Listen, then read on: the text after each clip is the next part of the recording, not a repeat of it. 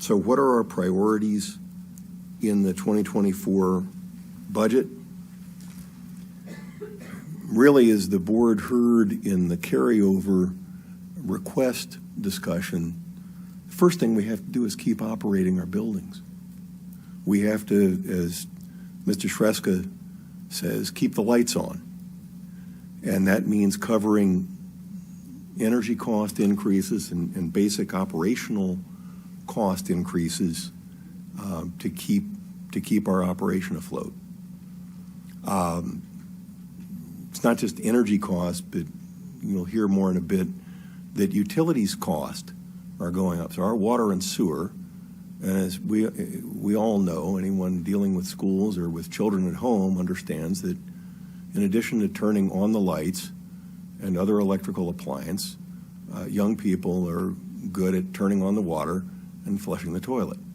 And the county has raised and is on a slate of raising water and sewer rates right along year over year. And in fact, the local appropriation is our only source of funds for that money. We can't spend federal or state money. We could have a bake sale, I guess, but to pay the local water and sewer bill, that is dependent on local revenue. And it is a surprisingly large number because, again, we're operating a lot of facility. Secondly, and this is a priority that many of you have expressed, and we've done our very, very best with it, and that is to increase compensation for our workforce.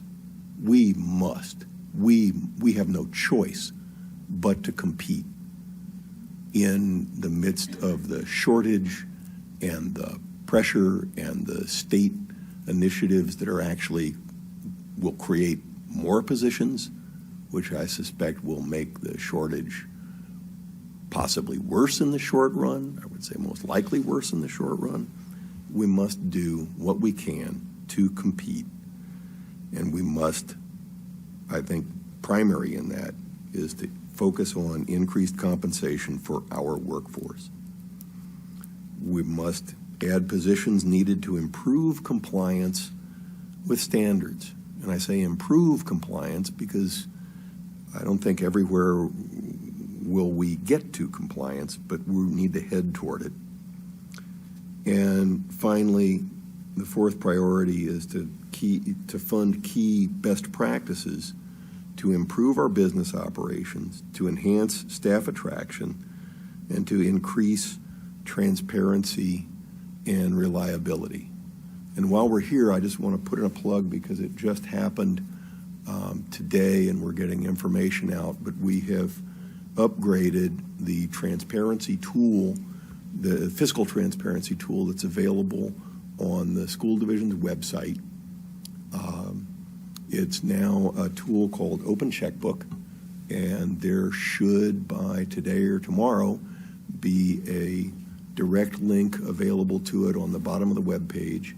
It pulls together the fiscal information that we have shared through a more separated or piecemeal set of tools that we've had in the past.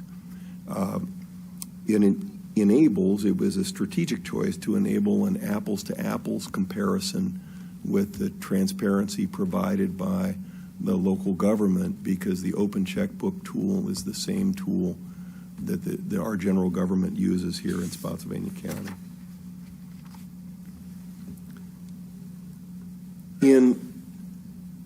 Along with the locally identified priorities just discussed on the last slide, it's of course critically important that we are mindful of the strategic goals of our division in approaching the discussions that we've had at the staff level of the priorities for the budget, and also to inform your discussions of the budget choices that will be made from here. And so here are keys to those strategic goals. I want to underscore Safety, security, and wellness.